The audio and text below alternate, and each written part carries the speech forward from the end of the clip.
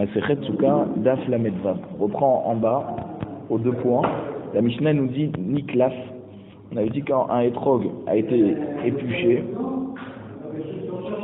c'est pasoul. La Gemara elle demande Amar Rava. Rava, donc la Gemara demande sur la Mishnah Amar Rava ha yetroga de agli ke aina sumaka. Si un étrog a été épluché, Venaase tzvao adom ketamra adoma. Si ce étrog a été épluché et que sa couleur est devenue rouge, comme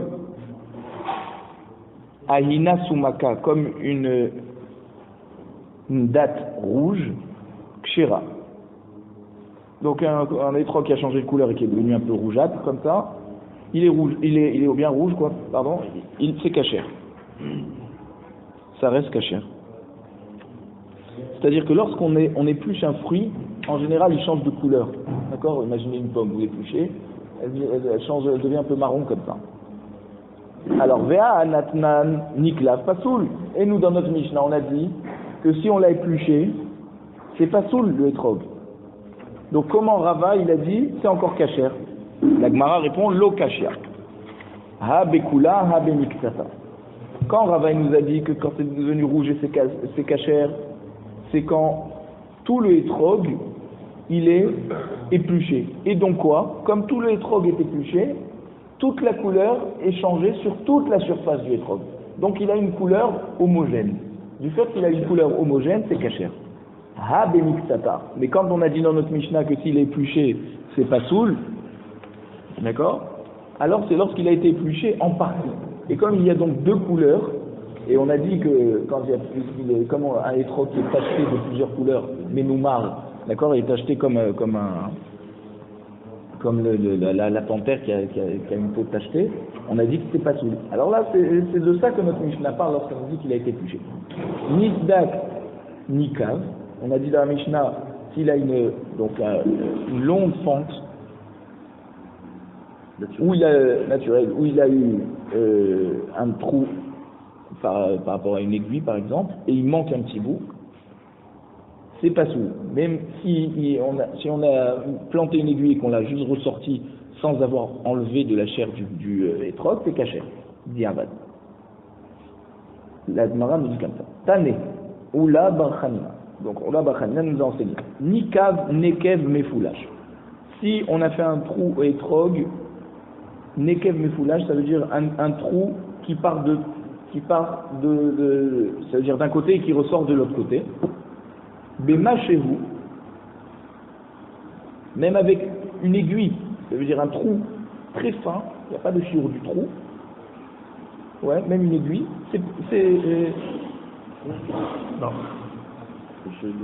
c'est pas soul. Chez Eno Mefoulash, Bekeïsa. Par contre, si le trou de l'aiguille, on prend l'exemple de l'aiguille parce que c'est le plus fin possible, si le trou ne ressort pas de l'autre côté, alors il faut qu'il y ait la taille d'un issa. C'est pas seulement si le trou il a l'épaisseur d'une pièce de issa. Imaginez, on parlait de l'aiguille et maintenant on parle d'une pièce. Et tant qu'on n'a pas fait un trou de la largeur de cette pièce d'un issa, eh ben c'est encore cachère. Et non, la machou c'est pas tout. Il dit pas, d'accord. On te dit nikav, nekev mefoulash, bémachou. Quand on te dit bémachou, ça veut dire qu'avec rien du tout, ça s'appelle troué. Or notre Mishnah nous dit troué, c'est pas tout. D'accord. Donc tu comprends que même s'il n'y a pas écrit pasoul, c'est de ça qu'on parle. Maintenant, béchéno mefoulash, c'est-à-dire ce que notre Mishnah nous a dit que c'est pasoul, si le trou n'est pas transpercé de part et d'autre, alors jusqu'à la taille d'épaisseur d'un issar, c'est encore cachère.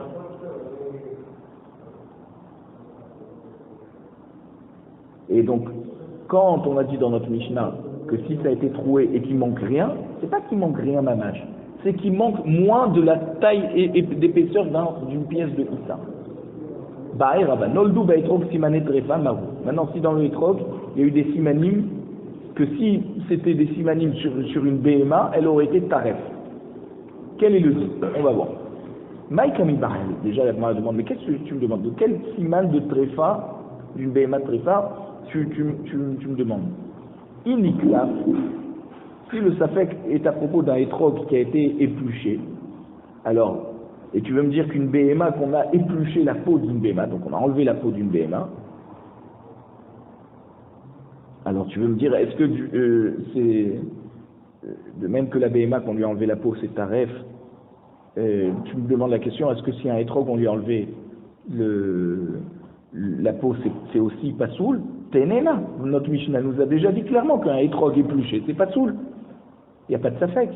Inisdak, si tu veux me dire que c'est à propos d'un Etrog qui a été fendu, que quoi? C'est-à-dire que dans une BMA, on compare à une BMA, qu'il y a une fente au niveau du conduit de la respiration, c'est-à-dire de la trachée artère,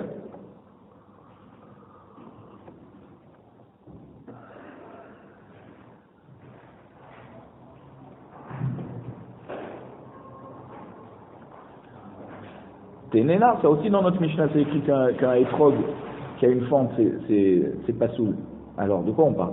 Inikam, tu veux me dire, alors c'est à propos d'un trou, d'accord, un trou qu'il y aurait eu dans le Etrog, et que tu voudrais comparer à la BMA, que si on lui a fait un trou dans sa moelle épinière, par exemple, ouais, elle est taref.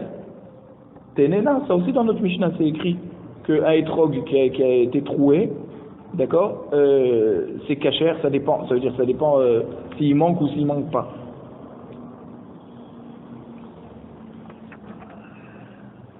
Kam il va y aller, la Gemara nous dit non. Quand Rava il a posé la question sur un Etrog qui a eu des simanim de tréfa, Kederoula Amar Rabbi Yochanan, comme Oula il a dit au nom de Rabbi Yochanan, Réa Shenishpecha Kakiton, donc un poumon d'une BMA, Shenishpecha Kakiton, ça veut dire que quand tu le vérifies après la shrita, tu verses ce qui est à l'intérieur et ça se verse comme une cruche. Ça veut dire que quoi? Que la viande du poumon, elle a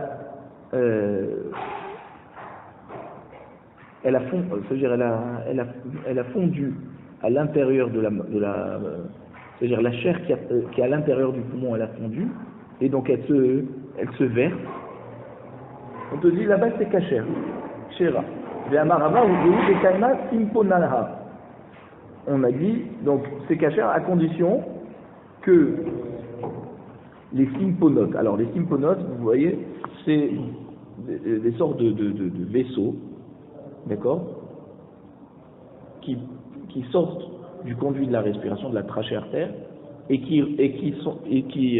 que le poumon c'est là où il y a l'air de la BMA où elle respire, il y a un conduit, d'accord, qui rentre à l'intérieur du poumon, une bronche, voilà, et qui reste entier. Donc si quand on sort le poumon, on voit qu'il y a ces symponotes, d'accord, ils n'ont pas fondu, ils ne sont pas dégradés, alors c'est kasher. Halokan et simpona trefa. Maintenant, s'il ne reste pas ces fameux conduits où l'air en fait passe dedans, alors elle est taref. Achamai, maintenant, si un Etrog, d'accord, il a un peu fondu, c'est-à-dire sa chair s'est un peu dégradée, mais on voit encore à l'intérieur du Etrog qu'il y a encore les conduits, parce que vous savez, il est alimenté le Etrog à l'intérieur quand il est sur l'arbre, d'accord? Donc il y a des conduits à l'intérieur du Etrog qui amènent ce que le fruit a besoin pour grandir. Si ça existe encore,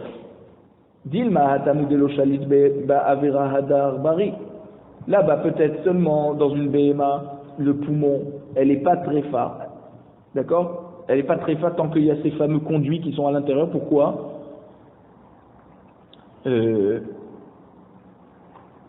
Parce que l'air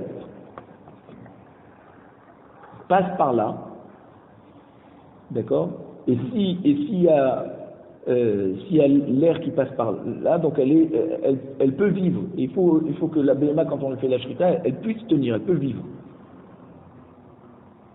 Avalacha de shalit ba'avira saruche masrachat. Mais ici, donc ça veut dire, on a dit là-bas, donc l'air il passe à l'intérieur du poumon. D'accord, il n'est pas comme ça à l'air libre. Alors que là ici, le hétrog,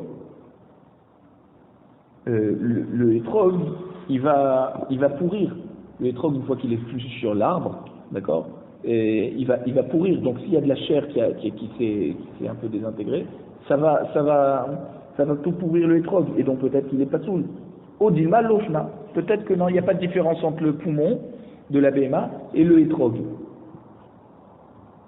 Et dans les deux, c'est cachère.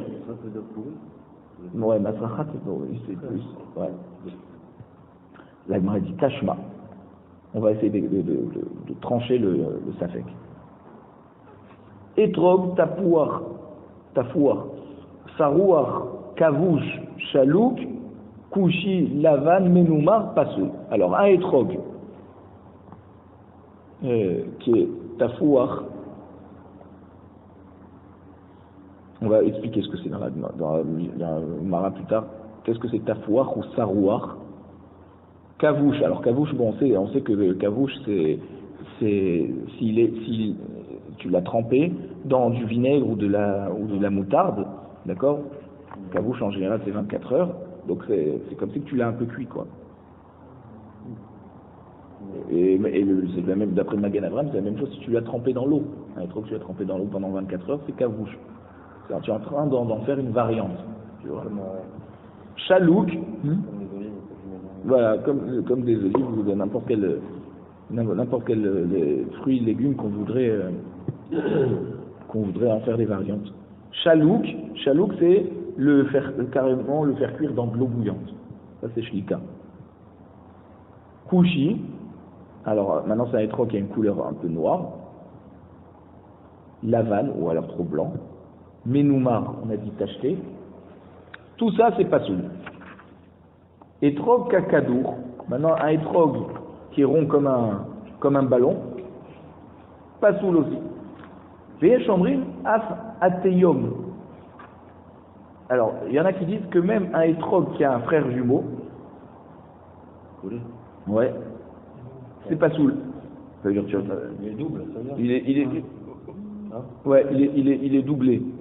En fait, il est. Ouais, c'est là. C'est voilà, qui est un frère jumeau en fait. Mais c'est pas que c'est deux que tu pourrais décoller. C'est comme si c'est un seul étrog, mais on voit que c'est en fait qu'il y avait deux graines.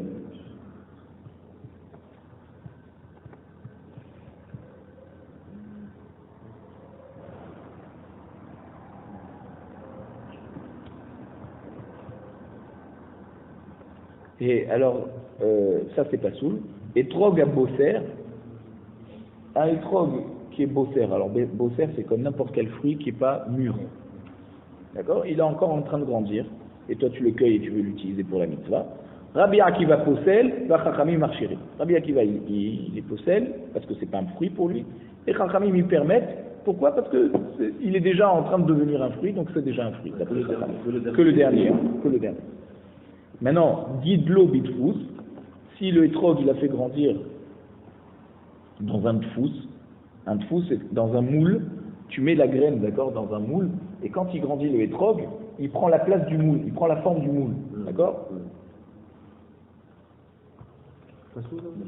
Alors, Va'asao Kemin Bria Acheret, voilà, et donc ça fait comme une sorte de fruit, une autre créature, c'est pas soul. Il ne ressemble pas à un hétrog. Katane Mihat. Mais en tout cas, ce qu'on voit dans la Braïta, tafouar, sarouar.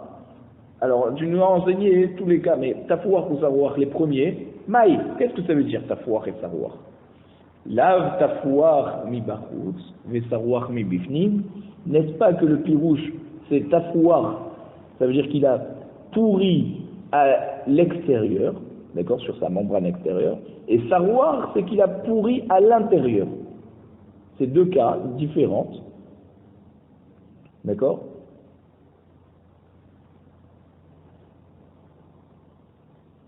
Et alors de là, tu veux prouver quoi? Et là, on a dit c'est pasoul, ouais. Alors tu vois que quoi? Que c'est la même chose que le hétrog. Par rapport à la membrane du poumon de la BMA, on avait dit que si la chair qui est à l'intérieur, apparemment ça pourrit et ça se verse comme une cruche, d'accord, comme de l'eau qui sort tirée d'une cruche. De là, tu prouves de la braïta qu'un hétrog qui a fondu un peu, et que même qu'il y a encore les conduits pour nourrir le hétrog à l'intérieur, ben c'est pas soul. La Gemara te dit l'eau. Tu peux pas prouver. Idi ve'idi mi bachutz. Dans les deux cas, tapouar et sarouar, c'est que ça a pourri à l'extérieur. Or, quand ça a pourri à l'intérieur et qu'il y a les conduits techniques, il n'y a pas de preuve de là. C'est pas le même cas. Tapouar et sarouar, c'est deux sortes de moisissures à l'extérieur de la membrane du hétrog. Vélo kashia. Pourquoi tu me dis que alors tapouar et sarouar, tu te répètes, c'est les deux, ça part de la pourriture à l'extérieur. Tu dis non. Ah, des tafar, rafalgab de l'eau, sarar. Des fois, tu peux avoir un cas où que le hétrog, il a un peu gonflé, un peu, tu vois, il est un peu gonflé parce qu'il y a de l'eau qui est tombée dessus, tu vois, c'est-à-dire il a un peu pris un peu plus de volume, mais ça s'appelle pas que ça a pourri. Ah, des sarar, rafalgab de l'eau, tafar. Et des fois, il peut avoir pourrir la clipa, la membrane extérieure. Elle peut avoir pourri sans que ça a enflé avant de pourrir. Voilà, afagab de l'otafar. Un marmot. Donc on ne peut pas prouver en fait. On voit pas c'est quoi le din.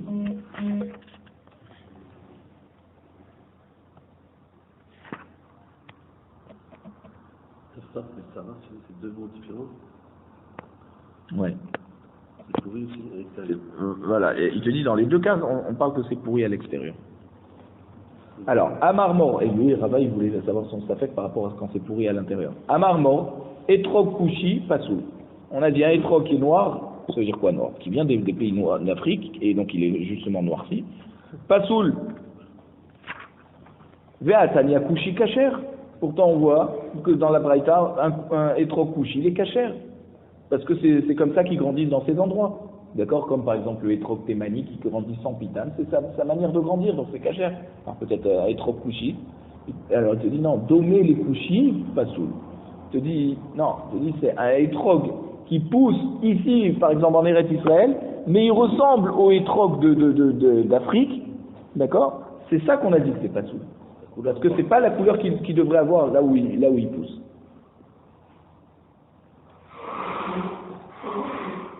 Et alors qu'on a besoin d'un hétrog qui est naturel, ça veut dire qui a cette couleur naturelle. Amar Abaye kitnan nami matintin, domé les kushi tnan. Et donc quand on a dit dans notre Mishnah que le hétrog kushi il est pas soul, c'est pas le hétrog kushi, c'est un hétrog à dommer les kushi, un hétrog qui ressemble au hétrog noir. Ça veut dire qui pousse dans les pays d'Afrique et qui est censé être noir. Là, il pousse pas là-bas, mais il a cette couleur, donc ça veut dire il est comparable à ceux de là-bas, sauf que c'est pas sa vraie couleur, sa vraie nature. Donc c'est pour ça que c'est pas sous ici. Rava Amar, Lokasha, Hanlan Vehaleu. Si tu veux répondre, je vais te dire que dans les deux cas, on parle d'un hétrog couchi qui pousse en Afrique. Et pourquoi une fois on permet? Alors quand on permet, c'est pour ceux de Bavel. Des gens de Bavel qui habitent pas loin de Eretz Kush. Pourtant, Bavel, c'est près de l'Irak, et nous, Kush, on pense que c'est l'Afrique, mais en fait, c'est pas vraiment l'Afrique. Et eux, en tout cas, ils ont l'habitude à Bavel de recevoir ces trogines de Eretz Kush, qui est pas loin, alors c'est cachère pour eux. Ah, les roues, ça c'est quand ceux d'Eretz Israël, ils habitent loin de Eretz Kush, et donc ils n'ont pas l'habitude d'avoir ce genre de trogines. Là, pour eux, c'est pas soul. Etrog à Bosser, Rabbi Akiva Posel wa Chachamim Marchiri. On a vu dans la Braïta qu'un hétrog qui n'est pas mûr, c'est une marloquette entre Rabbi Akiva qui est interdit et Chachamim qui permet. Amar Rabba, Rabbi Akiva, lui qui possède le hétrog qui n'est pas encore mûr, lui il te dit, tant que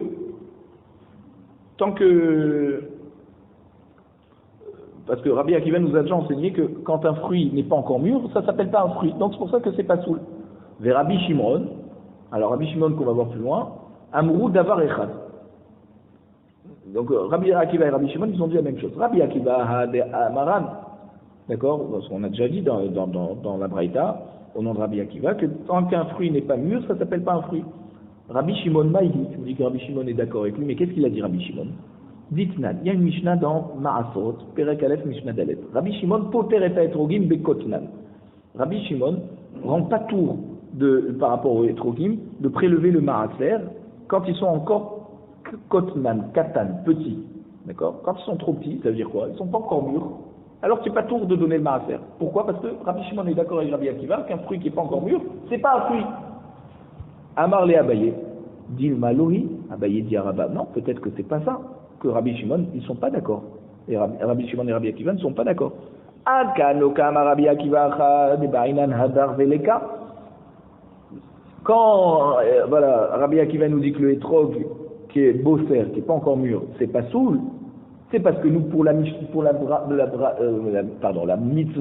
de Arba Minim, on a besoin de Hadar, que ça soit Mehuda. Et donc il n'est pas encore mûr. Aval Hatam, mais par rapport au chiyuv de Maaser, qui est Rabbanan Tzvirale, peut-être que la Rabbi Akiva il pense comme Chachamim, mais pas comme Rabbi Shimon qui dit que c'est pas encore un fruit, non? Peut-être même quand c'est pas encore mûr, ouais, et ben ça s'appelle un fruit à propos de Maaser. Pourquoi? Parce qu'il est Raoui la Achila, il n'est pas encore mûr, il n'est pas encore super bon, c'est vrai, mais c'est Raoui la Achila. Inami, une autre réponse, une autre possibilité de différencier leur avis. Atkanokama Rabbi Shimon Atam. Quand Rabbi Shimon il a dit que c'est pas tour de Maaser, et la directive Aser te Aser et Kol Tevu Azar Aecha. Parce que le pasouk là-bas dans Devarim, avec le pasouk Kafkudet, il te dit de donner le Maaser sur ce qui est tes récoltes. Qu'est-ce que ça veut dire tes récoltes? Kederer chez Bene Adam Otsi Inizria, comme les gens ont l'habitude de cueillir lorsqu'il a poussé. Donc lui, s'il n'est pas encore mûr, alors c'est pour ça que là-bas tu n'as pas tour de Maaser. Avalacha, qui Rabbanan Tzvirale. Mais ici, à propos de Arba Ataminim, d'accord? Peut-être que Rabbi Shimon, il sera d'accord avec Chachamim, pas d'accord avec Rabbi Akiva. Et Chachamim pensent que quoi? Qu'ils disent que le hétrog bosser, il est cachère, même s'il n'est pas encore mûr. Donc tu peux pas me dire que les deux sont d'accord.